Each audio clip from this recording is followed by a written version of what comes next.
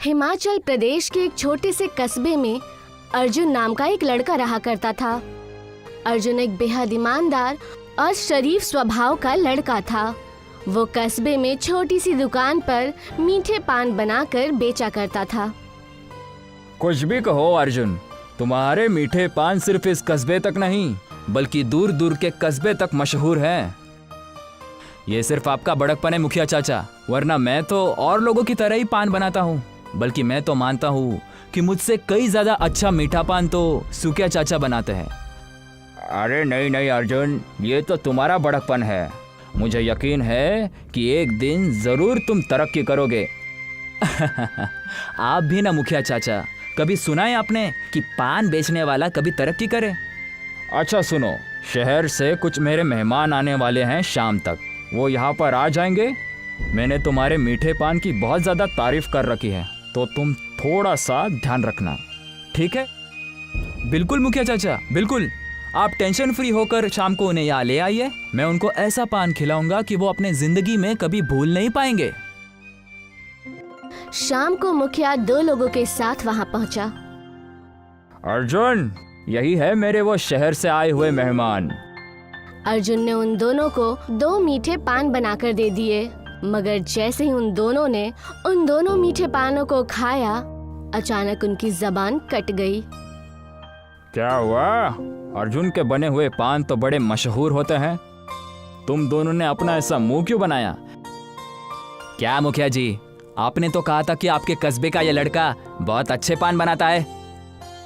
मुखिया गुस्सा होते हुए अर्जुन से बोला, ये क्या हरकत है अर्जुन? तुम इन सब के सामने बदनामी करना चाहते हो? नहीं मुखिया जी, मैंने तो मीठे पान बनाए थे, लेकिन पता नहीं ऐसी गलती मुझसे कैसे हो गई। बस बस बस बस करो, मुझे तो यहाँ आना ही नहीं चाहिए था। चलो तुम दोनों मेरे साथ। मुखिया गुस्से में वहां से निकल गया। शाम को अर्जुन दुकान बंद करके जब अपने घर को लौटा, कितनी बार कहा है तुमसे कि दुकान इतनी जल्दी बंद मत किया करो। ये कैसी बातें कर रहे हैं आप पापा? रात के 11 बज रहे हैं। आप क्या चाहते हैं कि मैं पूरी रात अपनी दुकान खुली रखूं? मैं भी इंसान हूं, थक जाता हूं। हाँ हाँ, मुझे पता है कि तुम कितनी मेहनत करते हो। अरे तुम्हारा काम ही क्या है? दिन भर बस दुकान पर बैठे बैठे पानी तो बेचते हो ना। लाओ जल्दी से, महीने की जितनी भी कमाई हुई है उसे मेरे हाथ में थमा दो। अर्जुन ने 10,000 रुपए अपने अब्बू के हाथों में रख दिए। पापा, इस महीने की कमाई इतनी ही हुई है। तुम अच्छी तरह से जानते हो अर्जुन कि मुझे झूठ बिल्कुल पसंद नहीं। पिछले महीने तुमने मुझे 12,000 रुपए दिए थे। तुम्हारे पैसे हर महीने कम होते जा रहे हैं। याद रखना, अगले महीने अगर 10,000 रुपयों से 1 रुपया भी कम तुमने मुझे दिया तो मैं घर से तुम्हें धक्के देकर बाहर निकाल दूंगा। तभी वहाँ पे अर्जुन की सौतेली बहन दिव्या आ गई। बस कीजिए पापा, आपको जरा भी शर्म नहीं आती? अपने ही बेटे पर अत्याचार करते हुए भैया सुबह से लेकर शाम तक जी तोड़ मेहनत करते हैं और अपनी कमाई का 1-1 रुपया आपके हाथों में रख देते हैं। उसके बाद भी आपकी पैसों की भूख मिटने का नाम ही नहीं ले रही। अपना मुंह बंद रखो दिव्या, तुम जानती नहीं कि वो तुम्हारा सौतेला भाई है। हाँ जानती हूँ, ये मेरा सौतेला भाई है, लेकिन शायद आप ये नहीं जानते कि भाई भाई होता है, फिर चाहे वो सगा हो या फिर सौतेला। अरे इतना तो कोई सगा बेटा भी नहीं करता जितना कि आपके लिए मेरे भैया कर रहे हैं। अपने बेटे की बात सुनकर निरंजन दास वहाँ से निकल गए। तुम्हें पापा से ऐसी बात नहीं करनी चाहिए थी दिव्या। और पापा जो हर वक्त आपको बुरा भला कहते रहते हैं, वो कहाँ तक सही है भैया? अब आप हाथ पैर धो लीजिए, मैं आपके लिए दावत लगाती हूँ। अगले दिन अर्जुन अपने दुकान पर पहुँच गया, मगर वहाँ जाकर उसने देखा कि उसकी दुकान टूटी हुई है और वहाँ पर मुखिया कुछ आदमियों के साथ खड़ा था और उसे गुस्से भरी निगाहों से देख रहा था। ये आपने क्या किया? मेरी दुकान क्यों तोड़ दी? कल तुमने जो मेरे मेहमानों के सामने मेरी बदनामी की थी ना, उसका बदला तो मुझे लेना ही था। मैंने पान में जानबूझकर चूना नहीं डाला था मुखिया जी। अच्छा, तो वो चूना अपने आप ज्यादा हो गया। ज्यादा होशियार बनने की कोशिश मत करो अर्जुन। मुझे पता है ये सब तुम्हारी चाल थी अर्जुन, मुझे बदनाम करने की।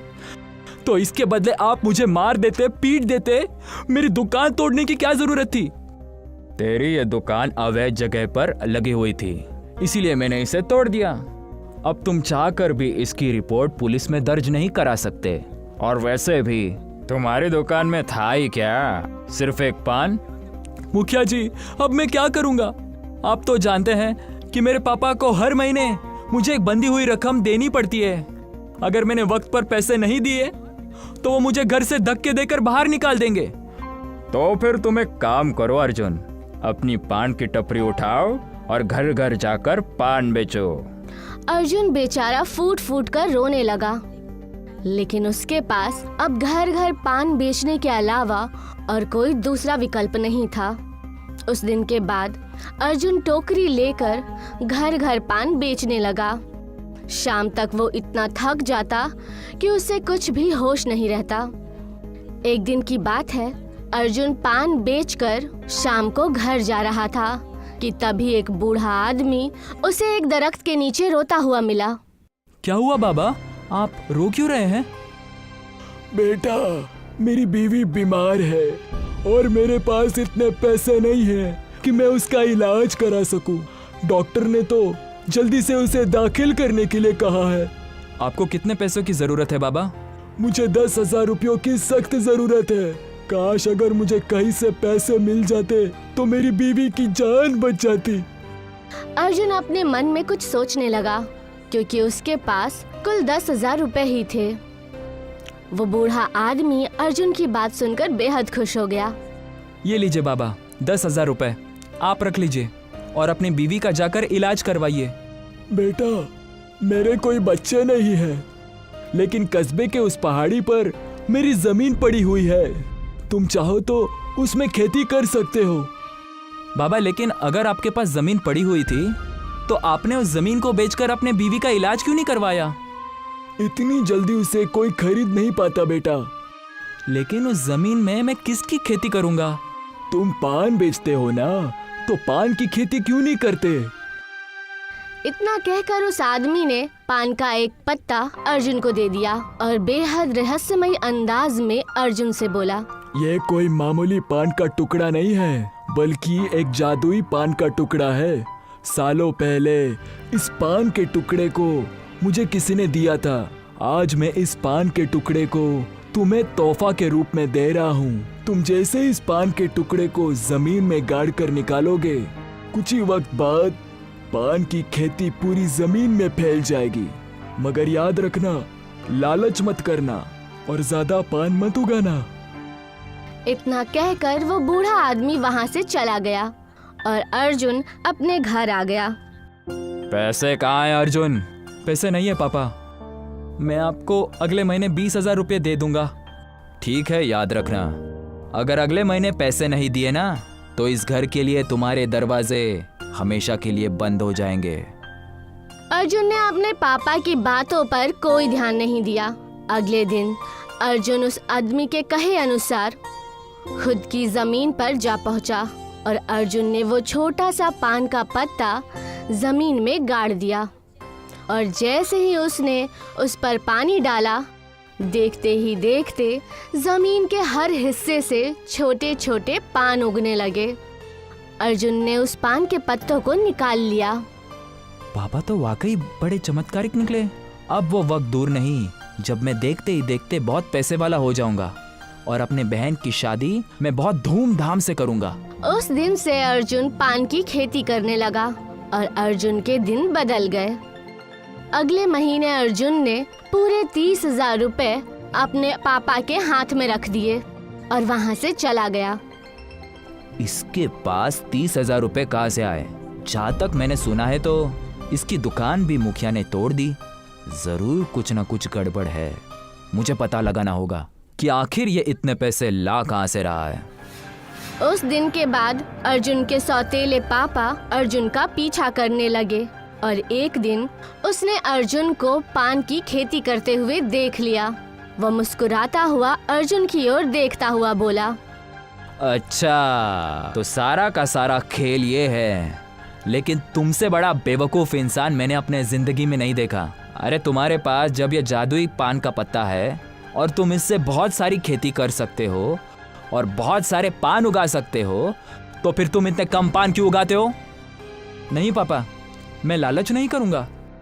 लाओ वो पान का टुकड़ा मुझे दे दो, खेती मैं करूँगा और तुम जाकर घर पे बैठो। पापा आप बात समझने की कोशिश कीजिए। ज़्यादा लालच अंधा कर देता है और मुझे ज़्यादा पान उगाने से मना कर दिया है। तुम अच्छी तरह से जानते हो अर्जुन कि अगर मैंने ज़िंदगी में किसी से मोहब्बत की है वो सिर्फ पैसों से की है। अगर तुमने वो पान का टुकड़ा सीधे तरीके से मेरे हवाले नहीं किया तो मैं सिर्फ तुम्हें घर से बाहर नहीं निकालूंगा बल्कि तुम्हारे बहन को भी धक्के मारकर बाहर निकाल दूंगा। न चाहते हुए भी अर्जुन ने मजबूरी में आकर वो पान का पत्ता अपने पापा को दे दिया। बेवकूफ कहीं का, अब मैं सारे पान उगाऊंगा और बेच दूंगा और देखते ही देखते मेरा घर हवेली में बदल जाएगा। मगर इसका उल्टा हुआ। देखते ही देखते उन मीठे पानों को जिसने भी खाया वो सारे के सारे बीमार पड़ गए। कुछ वक्त बाद मुखिया सारे कस्बे वालों को लेकर निरंजन दास के घर पर पहुंचा। निरंजन दास, तुम्हारा पान जिसने भी खाया वो सब बीमार पड़े हुए हैं। मेरी बात पर यकीन कीजिए, मैंने उन मीठे पानों में कुछ भी नहीं मिलाया, लेकिन फिर भी लोग क्यों बीमार पड़ गए वो सब मुझे नहीं पता। तुमने उन्हें बीमार किया है तो अब तुम ही उन्हें ठीक करोगे, नहीं तो मैं तुम्हारी पुलिस में रिपोर्ट दर्ज कर दूंगा और तुम्हें जेल की चक्की पीसनी पड़ेगी। मुखिया चाचा, अपने पापा की तरफ से मैं माफ़ी मांगता हूँ। मैं आपसे वादा करता हूँ कि जो लोग बीमार हुए हैं मैं उन्हें ठीक करने की पूरी कोशिश करूँगा। मुझे थोड़ा वक्त दीजिए। मुखिया वहां से चला गया।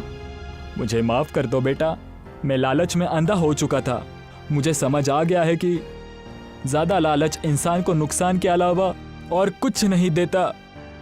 फिक्र मत कीजिए पापा, आपको समझ आ गया है, मेरे लिए यही काफ़ी है। उस दिन के बाद अर्जुन उस बूढ़े आदमी को खोजने लगा और उसकी मेहनत रंग लाई। मैंने तुमसे कहा था कि ज़्यादा लालच मत करना। बाबा, लालच मैंने नहीं, मेरे पापा ने की थी और उसका फल वो भुगत रहे हैं। कोई और होता तो मैं भी उसकी मदद नहीं करता, लेकिन तुम बहुत ही अच्छे किस्म के आदमी हो। तुम्हारे पापा ने तुम्हारे ऊपर कितने जुल्म किए, उसके बाद भी तुम उनकी मदद करना चाहते हो। अब सुनो, अब तुम उस जादुई पान से जो भी पान उगाना, उसमें से एक उगे हुए पान को पीस लेना और उस लेप को सब पानों में मिला देना। सारे पान जड़ी बूटी का काम करेंगे और जितने लोग बीमार हुए हैं वो सब ठीक हो जाएंगे। अर्जुन ने ठीक वैसा ही किया। उसने जड़ी बूटी तैयार की और अपने उगाए हुए पान में उस जड़ी बूटी को मिला दिया। उसके बाद जिसने भी उस पान को खाया वो सारे ठीक हो गए और देखते ही देखते अर्जुन के उगाए हुए मीठे पान दूसरे शहरों में भी प्रसिद्ध होने लगे। मुझे माफ़ कर दो अर्जुन, मैंने तुम्हारे साथ बहुत बुरी तरीके से बर्ताव किया, लेकिन तुम्हारी वजह से आज इस कस्बे का नाम कितना मशहूर हुआ है। नहीं मुखिया जी, माफ़ी मांगने की कोई ज़रूरत नहीं है। हम सब एक ही गांव के रहने वाले हैं, एक भाई की तरह, और भाइयों में तो छोटे मोटे झगड़े तो होते ही रहते हैं। अर्जुन की बात सुनकर मुखिया मुस्कुराने लगा। कुछ महीनों बाद अर्जुन ने अपनी बहन की शादी बेहद धूमधाम से कर दी और अब उसके पापा अर्जुन को अपने सगे बेटे से भी ज्यादा मोहब्बत करने लगे और अर्जुन आज भी जादुई मीठे पान की खेती करता है।